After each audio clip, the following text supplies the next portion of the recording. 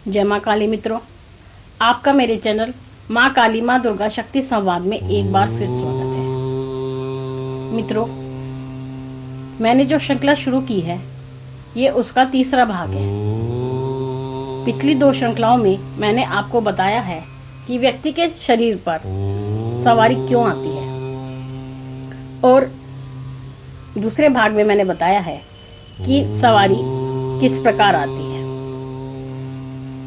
और अब जो मैं आपको बताऊंगी वो ये है कि जब सवारी हमारे शरीर पर आती है तो उसके क्या अनुभव होते हैं, हमें क्या महसूस होता है जब देवता हमारे शरीर में आते हैं।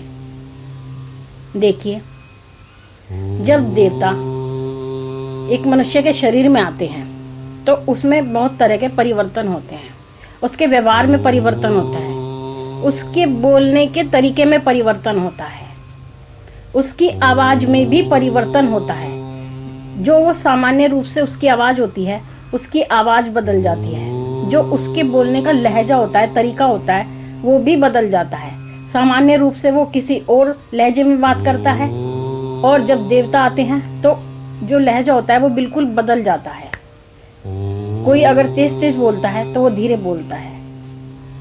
कभी देवता शुद्ध हिंदी में बात करते हैं, कभी सामान्य भाषा में बात करते हैं। जब देवता आते हैं तो शरीर में एक कंपन होती है, हमारा शरीर कांपने लगता है। हमें ये अनुभव होता है कि जैसे बहुत सारी चींटियां हमारे शरीर में रेंग रही हों, हमारे बालों में कुछ चल रहा हो, हमारे माथे के ऊपर कुछ चल रहा हो। हमारी जो कुंडलिनी शक्ति होती है वो देवता के आने पर स्वतः ही ऊपर की तरफ चलने लगती है, जो हमें अपनी कमर में चलती हुई महसूस होती है। क्योंकि देखिए, जिसके शरीर पर देवता आते हैं उनकी कुंडलिनी शक्ति स्वतः ही जागृत होने लगती है।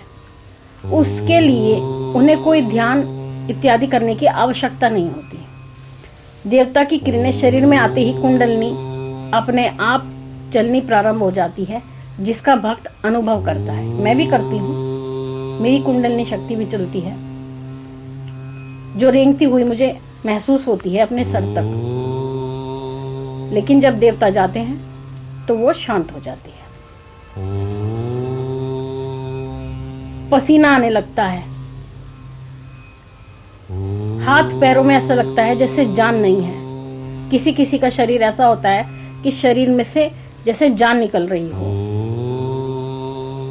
हाथ पैर किसी किसी के शिथिल हो जाते हैं जब तक वो सवारी नहीं आती। सवारी आने के बाद तो वो खेलने लगता है, लेकिन जब तक सवारी आना प्रारंभ होती है, वो ध्यान लगाता है, उस समय ये अनुभव होता है कि शरीर में जैसे जान नहीं है। उसके हाथ पैर गिर जाते हैं, वो गर्दन झुकाकर बैठ जाता है, आंखें बंद होती हैं। किसी किसी को बहुत उबासी आती है, आंखों से पानी आता है, चक्कर आते हैं। फिर वो जैसे जैसे सवारी आती है शरीर में तो आपको अपनी गर्दन पर एक भार महसूस होता है।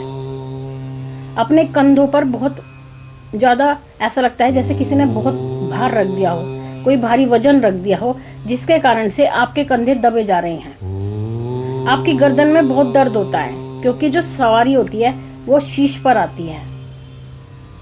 देवता की सवारी, जो उच्च देवता होते हैं वो शीश के माध्यम से आते हैं।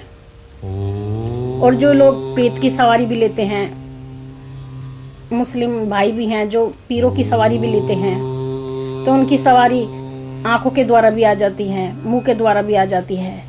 लेकिन जो उच्च कोटि के देवता की सवारी आती हैं, जैसे माँ दुर्गा की, माँ काली की, भोलेनाथ की, भैरव जी की या झावेर गोगा जी की, ये जितने भी उच्च कोटि के देवता हैं उनकी सवारी शीश पर आती है, और शीश के माध्यम से ही वो हमारे शरीर में प्रवेश करती है। क्योंकि सवारी को प्रवेश करने के लिए वो हमारे एक रोम छिद्र में से भी प्रवेश कर जाती है, जो देवता की किरण होती है। आंखों के द्वारा भी प्रवेश करती हैं, कानों के द्वारा भी करती हैं, मुंह के द्वारा करती हैं। तो इस प्रकार से सवारी जब आती है तो भक्त का शरीर टूटता है। और जब सवारी पूर्णतः आ जाती है तो वो सबके प्रश्नों के उत्तर देती है, सबकी समस्याओं का हल करती है। जितनी भी संगत होती है पूरी संगत के प्रश्न के उत्तर वो देती है। कुछ भक्त जो लोग होते हैं उनके साथ ऐसा भी होता है कि सवारी तुरंत चली जाती है। उसमें यह नहीं होता कि संगत पूरी हुई या नहीं हुई, सवारी बीच में भी चली जाती है। और कुछ भक्त की सवारी ऐसी होती है जो पूरी संगत लेने के बाद ही शरीर खाली करती है। सवारी जाने के बाद में भी शरीर में अलग तरह से अनुभव होता है। और देखिए, जब सवारी शरीर में रहती है तो कहीं ना कहीं आपकी ऊर्जा खत्म होती है शरीर की, आपका शरीर टूटता है। ये सत्य बात है। आनंद तो आता है लेकिन शरीर टूटता भी बहुत है। जब पूरी संगत लेने के बाद सवारी जाती है या प्रश्नों के उत्तर देने के बाद सवारी जाती है तो भक्त का शरीर टूट जाता है। मैंने तो स्वयं अपनी आंखों से ऐसे भी भक्त देखे हैं जिनके ऊपर सवारी आती है और सवारी के जाने के बाद वो भक्त बेहोश तक हो गए। 15-20 मिनट तक उन्हें होश ही नहीं आया, जो उच्च कोटि के देवता की सवारी होती है।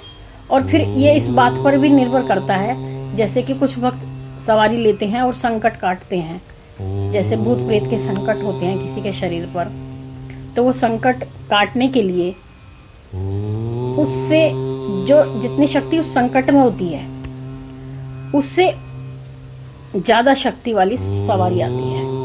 मतलब अगर हमें प्रश्नों के उत्तर चाहिए तो सवारी अलग तरह से आएगी, और अगर हमें कोई संकट काटना है तो उतनी ज्यादा ऊर्जा आएगी जो उस संकट पर भारी पड़ेगी। तो जितनी ज्यादा ऊर्जा आएगी वो हमारे शरीर को कहीं ना कहीं तोड़ेगी जरूर। और मैंने यही देखा है कि जब भक्त संकट काटते हैं और सवारी जाती है तो वो बेहोश तक हो जाते हैं। लेकिन ये सेवा है, जन कल्याण है, जो भक्त करते हैं निस्वार्थ करते हैं। अगर ईश्वर ने उन्हें ये अवसर दिया है तो वो जन कल्याण करते हैं।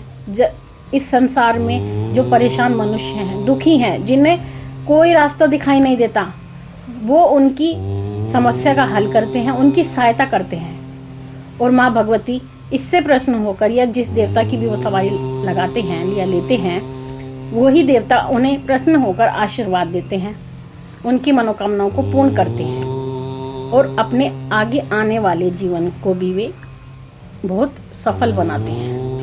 तो ये तो सेवा है संसार की, जो हर किसी के भाग्य में नहीं होती।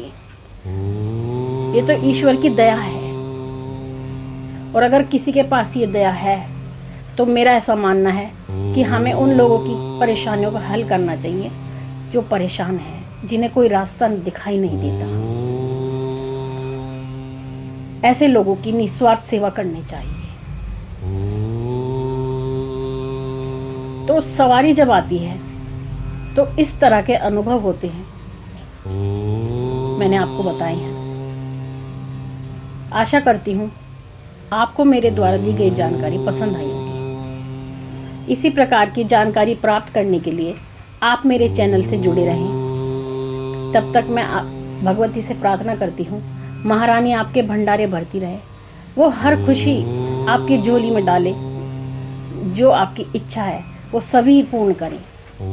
मैं आपसे आज्ञा लेती हूँ। जय महाकाली, जय महाकाल।